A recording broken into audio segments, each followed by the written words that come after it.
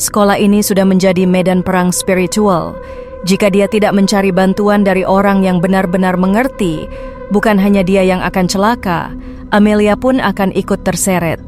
Malam ini, dia harus menghubungi satu-satunya orang yang dia percayai, neneknya.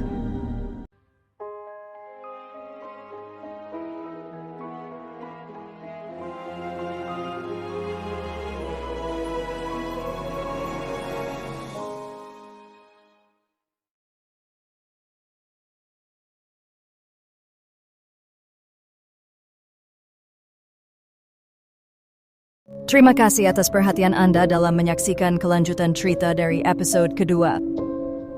Pada hari ini kita akan melanjutkan kisah tersebut. Silakan disimak.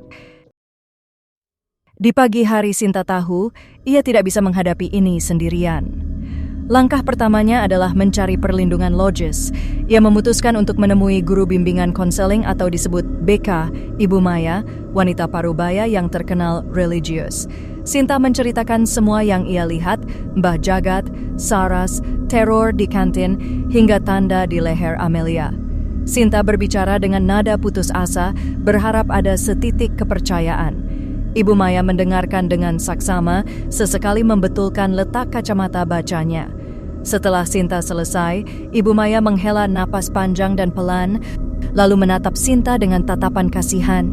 Sinta, nak, ibu tahu kamu punya latar belakang budaya yang kuat, tapi kamu di sini sekolah. Ini abad ke-21, ujar Ibu Maya, suaranya lembut tapi sangat meremehkan.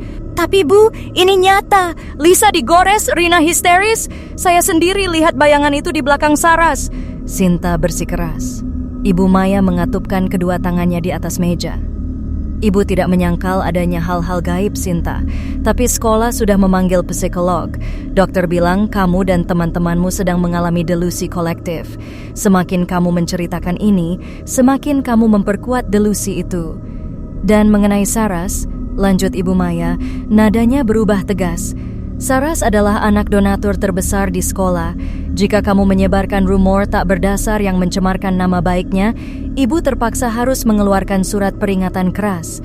Fokus pada pelajaran, nak. Lupakan hantu-hantuan di sini. Sinta keluar dari ruang BK dengan dada sesak. Bukan hanya ia tidak mendapatkan bantuan, tapi ia juga mendapatkan ancaman disipliner. Ia sendirian. Semua orang memilih kenyamanan logika atau kekuasaan Saras. Siang harinya, Sinta menyelinap ke gudang olahraga tua, satu-satunya tempat yang ia yakini tidak diawasi.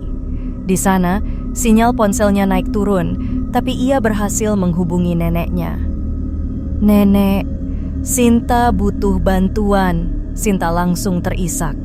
Ia menceritakan semuanya dari awal, ritual, kuntilanak, hingga penolakan sekolah.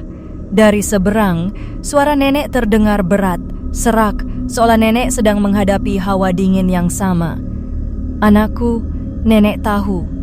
Dari hari pertama kamu telepon, nenek sudah merasakan hawa Genderuwo Wedok, sebutan Jawa untuk kuntilanak. Genderuwo Wedok itu mengikuti kamu.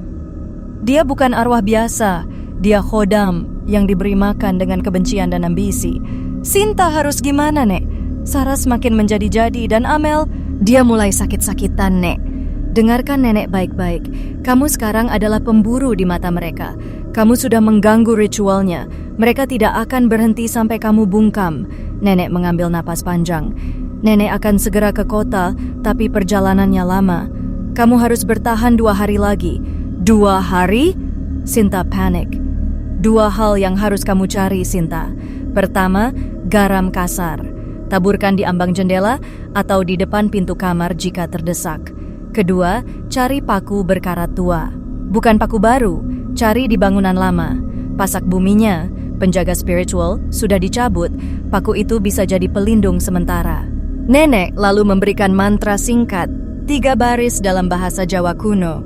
Sinta mengulanginya, mencatatnya di benaknya. Dan satu lagi, Sinta. Perjanjian itu pasti punya sisa. Cari di mana Saras dan dukun itu melakukan ritualnya. Pasti ada sisaan sesajen di sana. Itulah kunci untuk memutuskan perjanjian itu sementara, perintah nenek. Saat di sore hari, Setelah telepon, Sinta merasa sedikit lebih kuat. Meski tanggung jawabnya kini berlipat ganda. Ia mencari Amelia. "Lo mau kemana, Sin?" tanya Amelia. Wajahnya masih sangat kuyu. "Ke gedung lama. Kita harus cari bukti kalau Saras yang main dukun." Sinta menatap Amelia. "Lo ikut atau lo tinggal di sini dan tunggu sampai lo kesurupan kayak Rina?" Amelia menelan ludah. Wajahnya yang semula skeptis kini dipenuhi ketakutan. "Oke, gue ikut. Tapi kalau ada apa-apa, lo duluan yang lari." Mereka menyelinap ke gedung sayap barat yang makin gelap dan sunyi. Udara di sana begitu dingin hingga embusan napas mereka terlihat. Mereka menemukan gudang tua itu lagi. Kali ini, gemboknya sudah terbuka dan Mbah Jagat serta Saras sudah tidak ada. Bau kemenyan dan melati busuk terasa pekat di ruangan itu. Mereka menggunakan center ponsel untuk menyisir lantai. "Sin, lihat ini!" Amelia berseru pelan. Di bawah tumpukan karung goni yang berdebu, mereka menemukan sisa-sisa ritual. Ada noda darah kering yang besar di lantai, dan di sudut ruangan terselip sepotong kain kafan kecil yang sudah lusuh, diikat dengan benang hitam. Ini yang gue lihat di tangan Saras hari Senin," kata Sinta. Tangannya gemetar, tapi ia memberanikan diri mengambil kain kafan itu. Sret! Tiba-tiba kain kafan itu terasa seperti membakar tangan Sinta.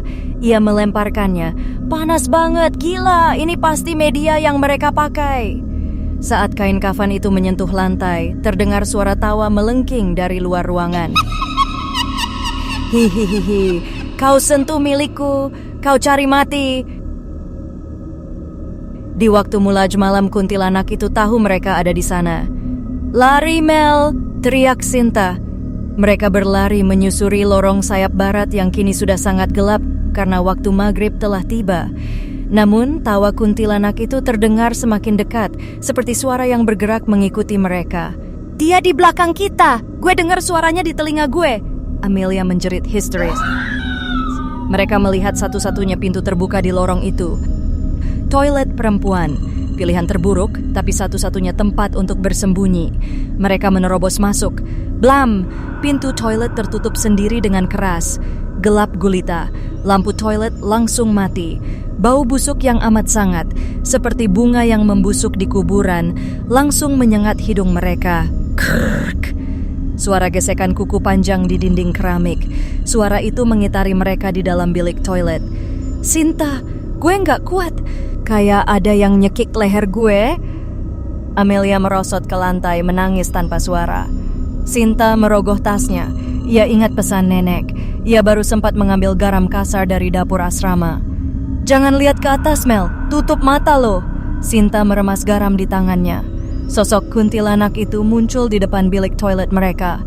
Wajahnya dekat sekali, hanya terhalang pintu kayu usang. Matanya merah menyala, rambutnya menutupi Sinta dari atas hingga ke bawah. "Hihihi, kalian mau kemana? Bau kalian enak sekali untuk disantap." Sinta mengumpulkan seluruh keberaniannya. Ia membuka pintu bilik sedikit, lalu melemparkan segenggam garam kasar ke arah sosok putih itu. "Es. Sosok kuntilanak itu menjerit kesakitan, suaranya seperti pita suara yang dirobek. Ia mundur cepat tapi tidak hilang. Ia hanya menjauh sedikit, bersembunyi di sudut toilet. Sinta memanfaatkan momen itu. Ia menarik Amelia yang sudah lemas. Mereka lari keluar dari toilet yang kini terasa lebih dingin dari kuburan. Malam harinya mereka sampai di asrama dengan sisa tenaga. Amelia langsung demam tinggi. Sinta membantunya berbaring, memastikan Amelia tidak sendirian. Sinta tahu garam itu hanya penangkal sementara. Kuntilanak itu sekarang sangat marah. Ia menatap keluar jendela asrama. Tepat di bawah pohon beringin tua di lapangan sekolah, ia melihat bayangan putih itu berdiri, diam tak bergerak, menatap lurus ke jendela kamarnya. Sinta adalah target utama. Dia telah menyentuh media ritual itu. Dia telah melawan dengan garam. Dia telah menyeret Amelia ke dalam bahaya. Iza harus segera menemukan paku berkarat itu, dan ia harus mempersiapkan diri untuk 2 hari paling menakutkan dalam hidupnya sebelum neneknya tiba. Terima kasih atas apresiasi Anda yang senantiasa menikmati menonton video-video saya. Episode selanjutnya akan segera hadir. Mohon jangan lupa untuk berlangganan dan menyukai video tersebut.